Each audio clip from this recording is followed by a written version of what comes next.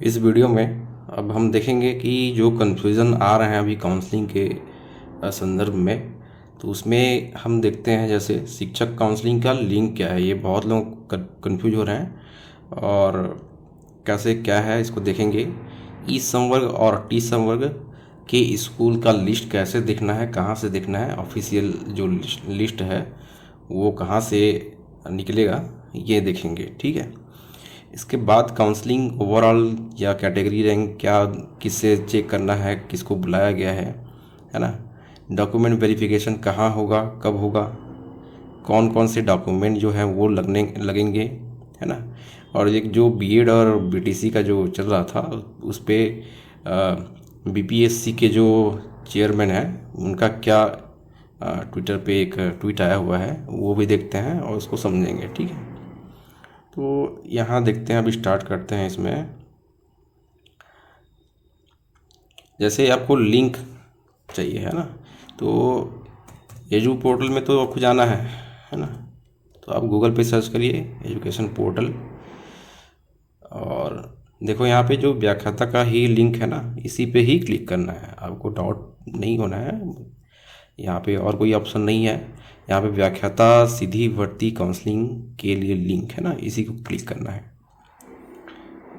अब आपको डाउट अगर होता है कि इसमें कैसे होगा, तो आप देखिए व्याख्याता वालों का ही अगर इसमें लॉगिन होता, अगर व्याख्याता वालों का ही लिंक ये होता है ना, तो यहाँ पे शिक्षक भर्ती वाले जितने भी अभी काउंसलिंग जिनका होना है ना, तो वो यहाँ पे लॉगिन करके देखिए। और मान लो और कुछ डाउट हो रहा है, जैसे कितने रैंक वालों को बुलाया गया है ना, जैसे उसको भी देखते हैं हम। ये जो नोटिफिकेशन आया था इसमें इस रैंक में बुलाया गया है ना। अनारक्षित का जो है उसमें एक 801 मुक्त और महिलाओं को 950 बुलाया गया है। वैसे ही अनुसूचित जाति इसमें 4192 मुक्त और महिला जो है 4324। वैसे ही यहाँ पे रैंक दिया हुआ है। ये जो रैंक है ये ओवरऑल रैंक है। ठीक है।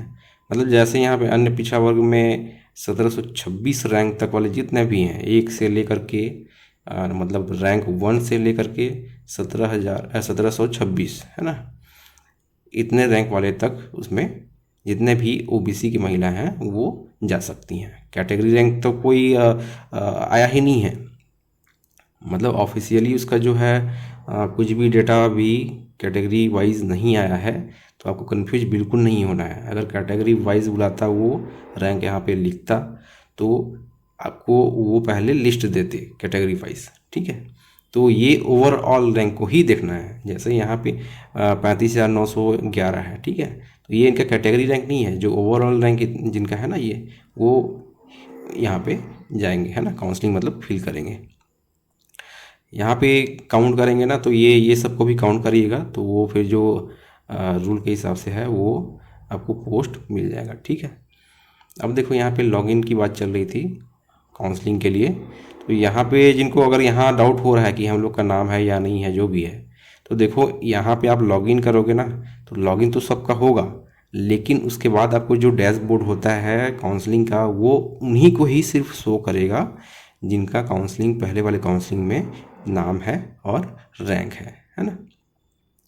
तो आप लोग यहाँ पे जाइए, मोबाइल नंबर अपना डालिए, प्रोफाइल का पासवर्ड डालिए और एक बार लॉगिन करके देख ही लीजिए अगर आप लोग को कन्फ्यूजन हो रहा है।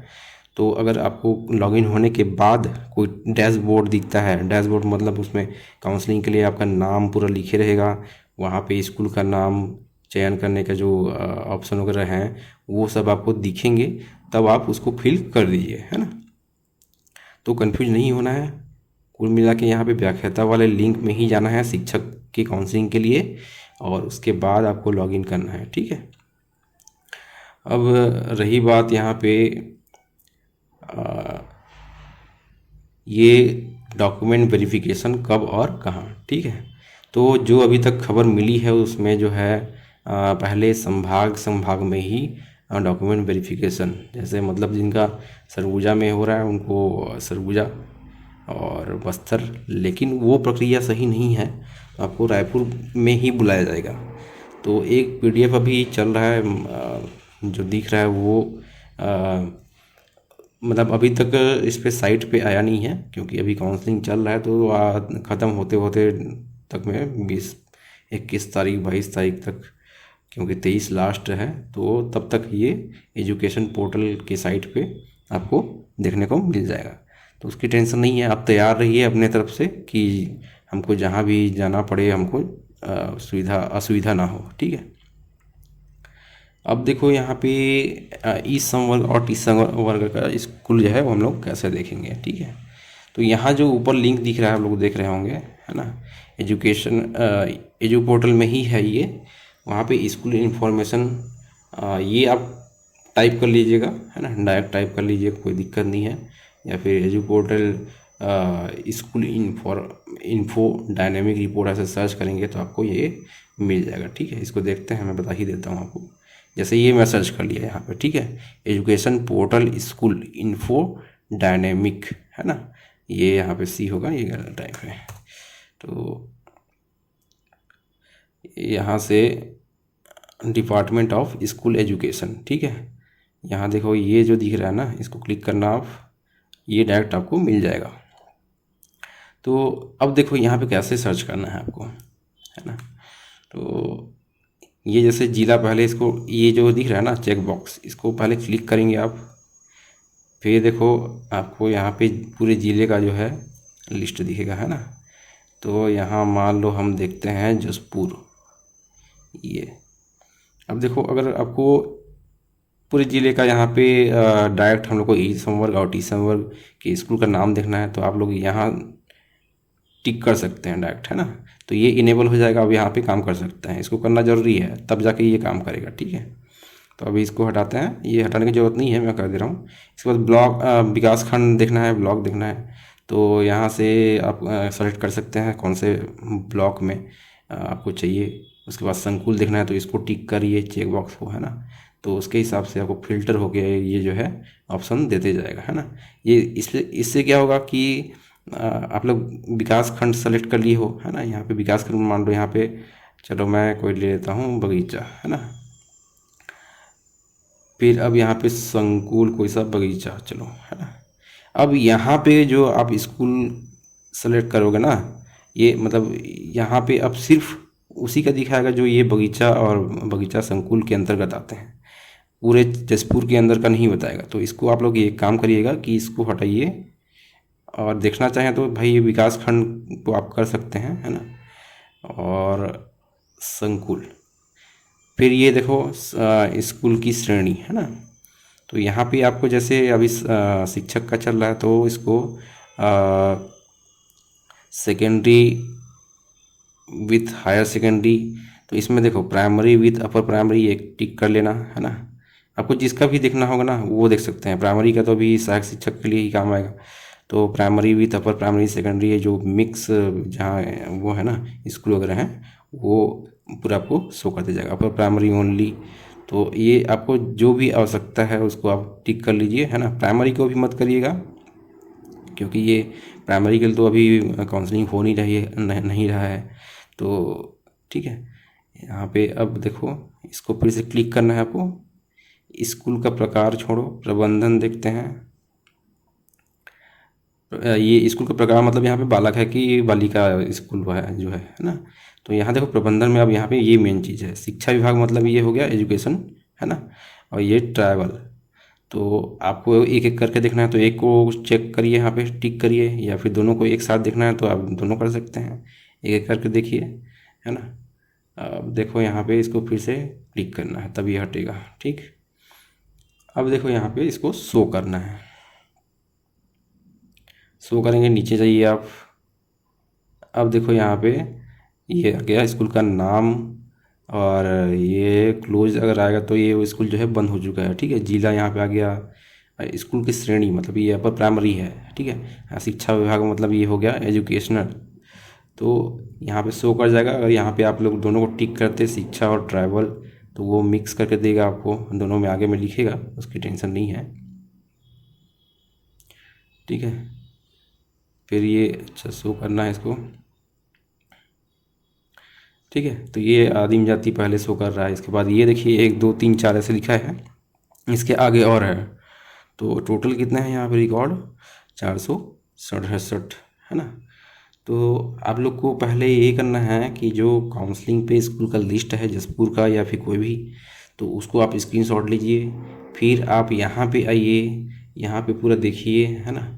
और फिर इसका जो है प्रिंट आप यहाँ से ले सकते हैं, पीडीएफ करके क्लिक करेंगे यहाँ पे ना, तो ये ऑटोमेटिक डाउनलोड हो जाएगा। फिर आप अगर वहाँ पे नहीं लिखा है किसी भी ज़िले का ई संवर्ग है या टी संवर्ग स्कूल के नाम के आगे, तो उसको आप यहाँ पे सर्च करिए प्रॉपर तरीके से। जसपुर का तो दिया हुआ है, अदर का जो है वो आप यहाँ पे देख सकते हैं, ठीक है। अब देखो ये तो हो गया, आप यहाँ से पीडीएफ डाउनलोड कर सकते हैं, ठीक है। तो फिर आप वही करिए कि उसको वहाँ पे या फिर दोनों को लॉगिन करिए एजुकेशन पोर्टल में, आपका जो काउंसलिंग वाला है वो, और इसको, और स्कूल का नाम देख देख के आप लोग यहाँ पे खोजते जाइए, वही एक ऑप्शन है, ठीक है। और यहाँ पीडीएफ डाउनलोड करेंगे तो हो सकता है आप वहाँ पे Ctrl+F करके आप स्कूल का जो है नाम वो डायरेक्ट टाइप करेंगे और सर्च करके आप देख सकते हैं कि वो एजुकेशन डिपार्टमेंट का है या ट्राइबल का, ठीक है। इसमें क्या है, फिर सर्च करने का ऑप्शन नहीं है, तो वही ऑप्शन एक अच्छा है कि आप पीडीएफ इसका डाउनलोड करें। काउंसलिंग में फिर स्कूल का नाम देखें, उस स्कूल के नाम को आप पीडीएफ में जा कर के सर्च करें, ठीक है। अब इसके बाद एक खबर ये था कि जो अपना बीएड और बीटीसी है ना, जो बीपीएससी जो एग्ज़ाम ले रहा था, बिहार पब्लिक सर्विस कमीशन, वहाँ एग्ज़ाम लेता है शिक्षक भर्ती का। तो इसमें क्या है कि एक ट्वीट आया था जो बीपीएससी के चेयरमैन हैं, ठीक है, अतुल प्रसाद। तो वो ये यहाँ पे लिखे हुए हैं कि होल्डिंग टीआरई मतलब टीचर रिक्रूटमेंट एग्ज़ाम, वो जो है उसको रोकना, और ये जो क्वालिफिकेशन ऑफ सम कैंडिडेट्स, मतलब हम लोग बीएड वालों की बात कर रहे हैं ये, है ना।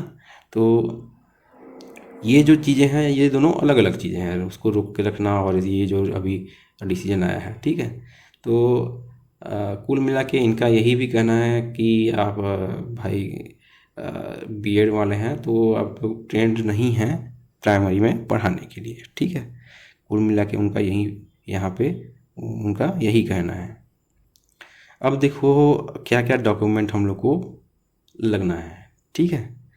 तो काउंसलिंग की प्रक्रिया जो है वो चल रही है, और उसके बाद डॉक्यूमेंट वेरिफिकेशन होना है। कहाँ होना है ये मैं बता चुका आपको, है ना। तो जहाँ भी हो आपको तैयार रहना है ना, रेडी रहना है वहाँ पहुँचने के लिए। और डॉक्यूमेंट भाई ओरिजिनल लगेगा, ये आप लोग तैयार करके रखे रहेंगे पूरा सेट, 3-4 सेट कम से कम उसका फ़ोटोकॉपी ज़रूर रखें, है ना। फ़ोटो रखें, अपना आधार कार्ड रखें, हो सके तो अपने फादर का भी रख लें, है ना, बाई चांस कोई मांग दे तो रखने में कोई दिक्कत नहीं है, उसका जेरोक्स कॉपी जो है आप रख सकते हैं। अब देखिए क्या क्या लगेगा यहाँ पे, 10th का लगना है ना, तो ओरिजिनल लेके जाना है और उसका फ़ोटोकॉपी, है ना। इन सभी का ओरिजिनल और फ़ोटोकॉपी आपको लेके जाना ही है, ठीक है। 12th का वैसे लेना है, और स्नातकोत्तर का तो उसमें व्याख्याता में लगता, लेकिन फिर भी आप पकड़ के इसको रखें, ठीक है। और इसमें देखिए स्नातक के जैसे first year, second year, third year जो भी हैं सभी को अलग अलग लेके जाना है ना। और इसके बाद देखो निवास आपका, स्थायी जाति प्रमाण पत्र, है ना, और आय प्रमाण पत्र अगर डेट वेट ख़त्म हो गया होगा जिनका ओबीसी नॉन क्रीमीलियर जिनका बनता है ना, तो वो रिन्यूअल करवा लें। और पुराना भी फ़ोटोकॉपी आप शो कर सकते हैं, बाई चांस मांग दिए कि आप अभी बनवाए हैं या पहले बनवाए हैं, क्योंकि ये जो है एग्ज़ाम के पहले का होना चाहिए सब चीज़ें, है ना। पीएच वाले हैं तो आप उन इसका सर्टिफिकेट, एडमिट कार्ड जो अभी आप शिक्षक भर्ती के लिए दिए हुए हैं, है ना, उसका एडमिट कार्ड का जेरोक्स कॉपी आप रखिए, है ना। और रिजल्ट जो आया है शिक्षक भर्ती का, है ना, जिसमें रैंक लिखा हुआ है, उसको भी आप रखिए, है ना। यहाँ पे पासपोर्ट फ़ोटो आप कम से कम 8-10 पकड़ ही लें, है ना। आधार कार्ड अपना। उसके बाद देखिए रेडी करके क्या रखना है आपको, बैंक पासबुक, ये भी आपको एसबीआई में कम से कम आप लोग ओपन करवा के रखिए। अभी नहीं लगेगा वेरिफिकेशन में ये, लेकिन आपको ज्वाइनिंग करने के टाइम पे ये लगेगा। उसके बाद देखो पुलिस अनुप्रमाणन है ना, इसको ये फॉर्म जो है आपको डॉक्यूमेंट वेरिफिकेशन के समय में मिल जाएगा। उस टाइम पे आप लोग क्या करेंगे कि उस पर सब चीज़ें भरेंगे। मेरे नाम से कुछ भी चीज़ ऐसा नहीं है ना, कि FIR हुआ हो जो भी है ना।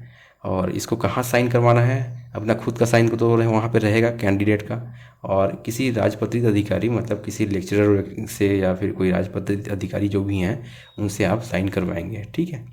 शपथ पत्र में क्या होगा, जिसमें लिखा होगा कि मेरे द्वारा जो ये सब चीज़ें डॉक्यूमेंट दी गई हैं, जो जानकारी दी गई हैं वो सब सही है। अगर ये सब चीज़ें जो है कुछ भी गलत पाया गया तो मेरे ऊपर कार्यवाही आप कर सकते हैं, वही है शपथ पत्र। ठीक है।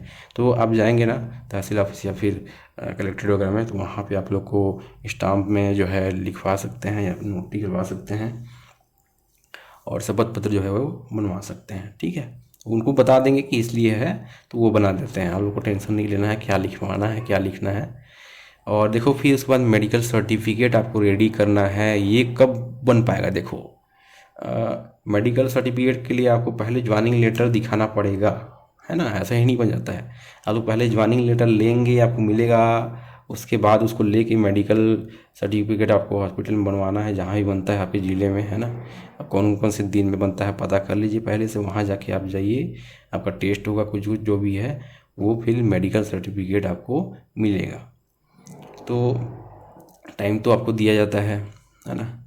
और मेडिकल सर्टिफिकेट अगर नहीं बन पाता है कुछ कारणवश से कोई भी चीज़ है, तो उसका शपथ पत्र आप बनवा के रखिए, और उसमें लिखवाइए कि मैं अभी नहीं दे पा रही हूँ, इस कारण से मेरा नहीं बन पाया है, तो मैं उसको बाद में इतने दिन में दे दूँगी। तो हो सकता है वो दे दूँगा या दे दूँगी, जो भी हो सकता है वो मान जाए, लेकिन आपको भाई पूरी कोशिश करनी है कि ये सब चीज़ें डॉक्यूमेंट जो है आपको रेडी करके रखना है। ठीक है। और बाकी आपको टेंशन नहीं लेना है, आपको मिल ही जाएगा यहाँ पे सभी डेटा जो है काउंसलिंग के बाद में। ठीक है। बस यहीं पे इसको ख़त्म करते हैं। थैंक यू वेरी मच, और प्लीज़ लाइक करें, सब्सक्राइब करें और शेयर करें।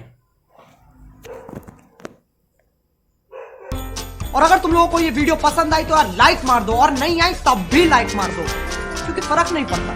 सही बता रहा हूँ, फर्क नहीं पड़ता।